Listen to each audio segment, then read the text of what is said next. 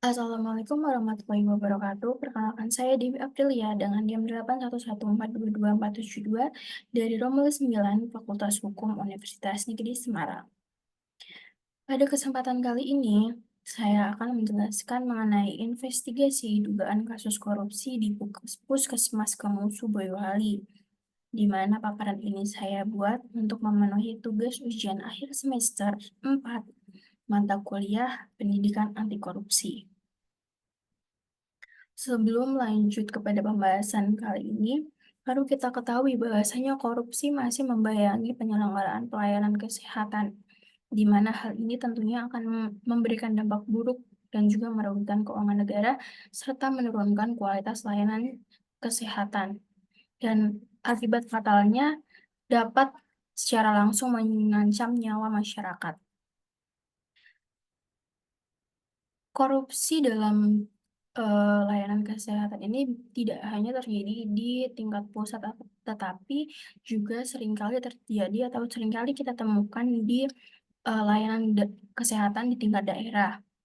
Adapun untuk saat ini terdapat beberapa kepala daerah yang telah ditahan oleh Komisi Pemberantasan Korupsi karena keterlibatan dalam proyek korupsi dalam anggaran kesehatan. Untuk korupsi di bidang kesehatan ini sendiri dapat banyak celah korupsi. Salah satunya yaitu dengan adanya pengadaan alat kesehatan dan serta obat-obatan yang merupakan untuk saat ini dua sektor paling rawan terjadinya korupsi. Berdasarkan tren pemberantasan korupsi anggaran kesehatan tahun 2015, mohon maaf 2010 sampai 2015, pengadaan alat kesehatan menempati urutan paling tinggi, sektor paling banyak korupsi, di mana dalam rentang 5 tahun tersebut setidaknya terdapat 107 kasus korupsi pada alat kesehatan, yang mana hal ini menimbulkan kerugian sebanyak 543 miliar rupiah. Banyak faktor penyebab pengadaan alat kesehatan ini menjadi objek utama untuk pelaku korupsi. Pertama, alokasi anggaran dalam pengadaan alat kesehatan ini yang tentunya tidaklah kecil. Seiring pesatnya perkembangan teknologi di ilmu kedokteran, tentunya semakin banyak alat yang digunakan untuk mendukung pelayanan kesehatan, di mana hampir semua tindakan medis menggunakan bantuan alat kesehatan. Yang kedua, di mana alat kesehatan ini tentunya memiliki banyak substitusi. Dari banyaknya kasus korupsi yang terjadi di daerah ini, modus yang digunakan dengan mencari keuntungan dari selisih harga. Dalam pengusulan anggaran, spesifikasi mengacu pada barang yang berkualitas tinggi. Tentunya itu memerlukan impor dari luar negeri yang seperti kita ketahui untuk penyelenggaraan ekspor impor ini bukanlah satu nominal yang kecil atau untuk anggarannya. Yang selanjutnya yaitu mengenai lemahnya pengawasan dari pihak berwajib. Selain jenisnya banyak, spesifikasi alat kesehatannya lebih rumit. Tidak semua orang dapat memahami dan membedakan antara alat berkualitas rendah dan juga alat berkualitas tinggi. Sehingga tak banyak yang mau dan mampu mengawasi pengadaan alat kesehatan ini yang berakibat pada manipulasi dan penyelewengan dengan mudah. Hal serupa pun terjadi pada pengadaan obat, di mana hampir semua aktivitas pelayanan kesehatan berkaitan dengan obat. Meskipun sebagian besar harga tidak semahal alat kesehatan, akan tetapi alokasi anggaran yang disediakan hampir sama besar, di mana jenisnya pun sangat banyak dan jarang yang mengetahui detail teknis atau spesifikasinya. Meskipun secara umum modus korupsi dalam pengadaan obat tidak jauh berbeda dengan pengadaan alat kesehatan, ICW menemukan modus yang lebih unik, yaitu membeli dan mengadakan obat yang mendekati masa kadaluarsa, di mana hal ini tentunya akan harga yang kita beli akan lebih murah, sehingga nantinya saat kita jual itu dapat ditingkatkan lagi. Rekanan atau panitia pengadaan bisa mendapatkan rantai yang lebih besar karena potongan harga, seperti yang sudah saya sampaikan di depan tersebut. Mengenai kasus yang akan kita bahas kali ini, yaitu mengenai, dugaan korupsi di Puskesmas Kemusu Boyolali, di mana untuk saat ini Kejaksaan Negeri Boyolali telah menaikkan status penanganan dugaan korupsi di Puskesmas Kemusu ini dari yang semula berstatus penyelidikan menjadi penyidikan. Meskipun hingga saat ini, belum secara resmi pihak Kejaksaan Negeri Boyolali ini mengumumkan nama-nama tersangka ini siapa saja, akan tetapi tim Kejaksaan Negeri Boyolali telah mengantongi beberapa nama tersangka yang diduga sebagai salah satu pelaku, dugaan korupsi di Puskesmas Kemusu ini.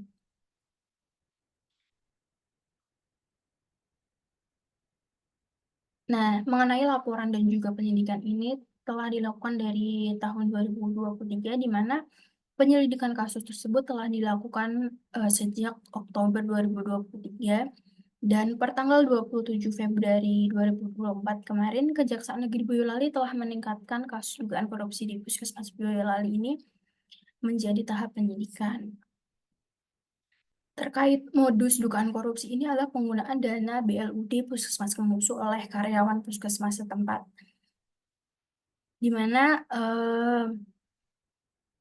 karyawan puskesmas tersebut melakukan tindakan kecurangan atau korupsi dana BLUD ini untuk atau di luar kewenangan atau jabatannya di Puskesmas Kemusu, di mana dana tersebut digunakan untuk kepentingan pribadi.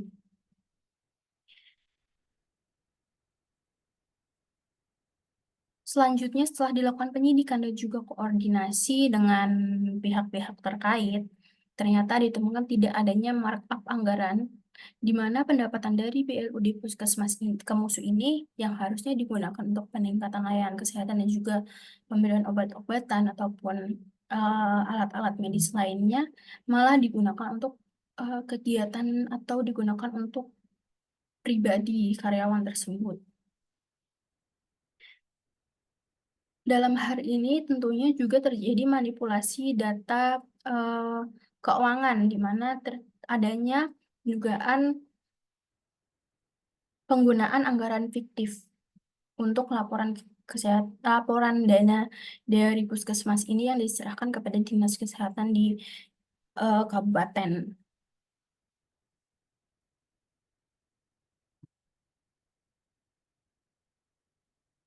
Dalam penyelidikannya sendiri dari Kejaksaan Negeri Boyolali telah, eee, mengusut atau mewawancarai atau menginterogasi 12 orang saksi, di mana 12 orang saksi ini termasuk seluruh pegawai di, Puskesmas Kemusu dan juga beberapa pemangku kebijakan atau bisa kita sebut lurah di Kemusu itu sendiri. Di mana 12 orang saksi itu diperiksa eee, sebelum adanya nama yang mungkin lebih mengerucut kepada salah satu pelaku. Akan tetapi, para saksi telah menyebutkan terdapat beberapa tugas pokok dan juga fungsi dari masing-masing pejabat yang disebutkan itu mengerucut kepada satu nama yang diduga sebagai salah satu pelaku korupsi di Puskesmas Kemusu. Selanjutnya yaitu mengenai modus dugaan korupsi BLUD ini, seperti yang sudah saya jelaskan di awal, modus dugaan korupsi BULD ini Puskesmas Kemusu Boyolali ini, yakni dengan membuat dokumen fiktif serta memanipulasi pengelolaan keuangan.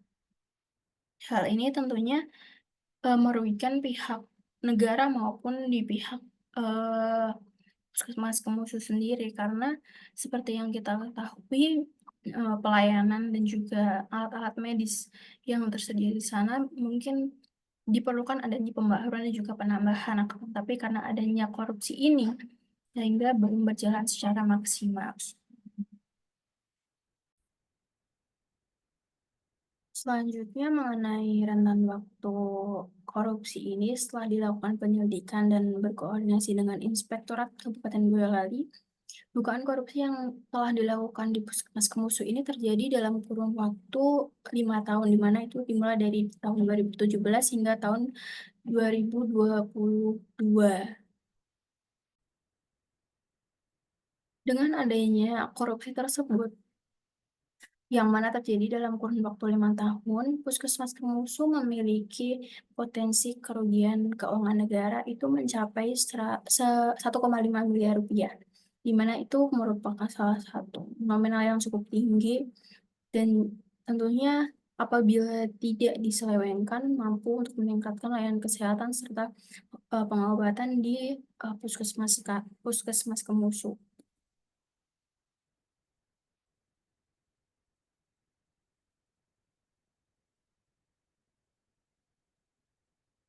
Nah, dari adanya korupsi ini, apa sih dampak yang dapat memengaruhi layanan kesehatan sendiri?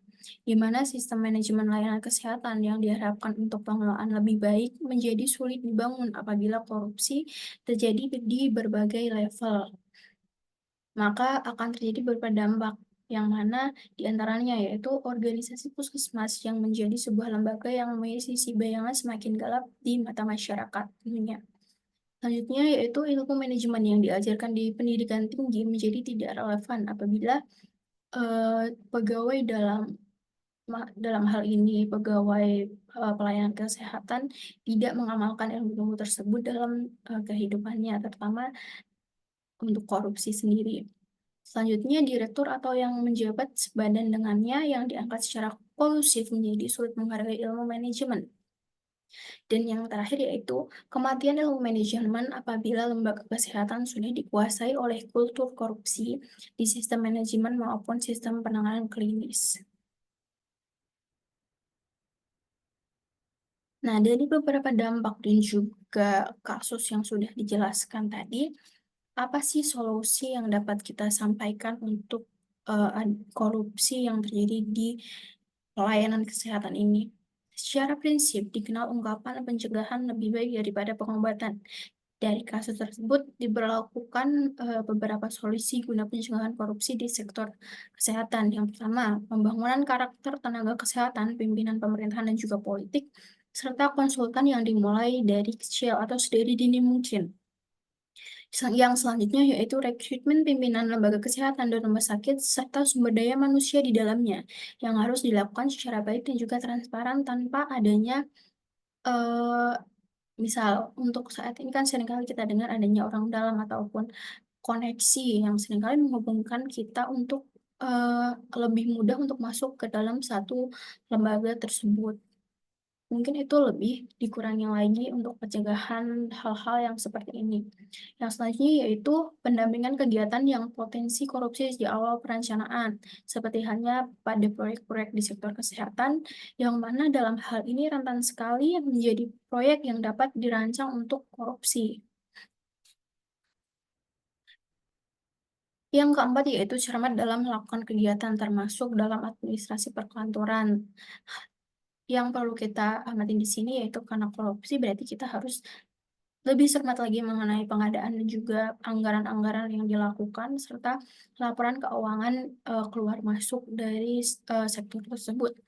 Yang terakhir yaitu dokter tenaga kesehatan, pimpinan di sektor kesehatan manapun harus memahami peraturan dan juga perundang-undangan mengenai korupsi melalui pendidikan dan juga pelatihan yang mungkin hal ini dapat diberikan oleh pemerintah ataupun layanan kesehatan di daerah.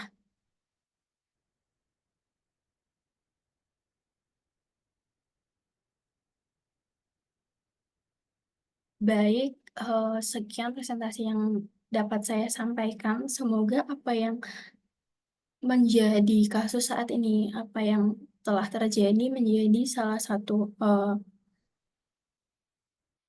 evaluasi untuk diri kita masing-masing maupun untuk pemerintah dan juga layanan kesehatan lainnya untuk lebih berhati-hati dan lebih memperhatikan bagaimana peraturan dan juga hukum yang berlaku di Indonesia sendiri sehingga apa yang dilakukan tidak akan merugikan orang lain maupun diri sendiri. Sekian dari saya. Wassalamualaikum warahmatullahi wabarakatuh.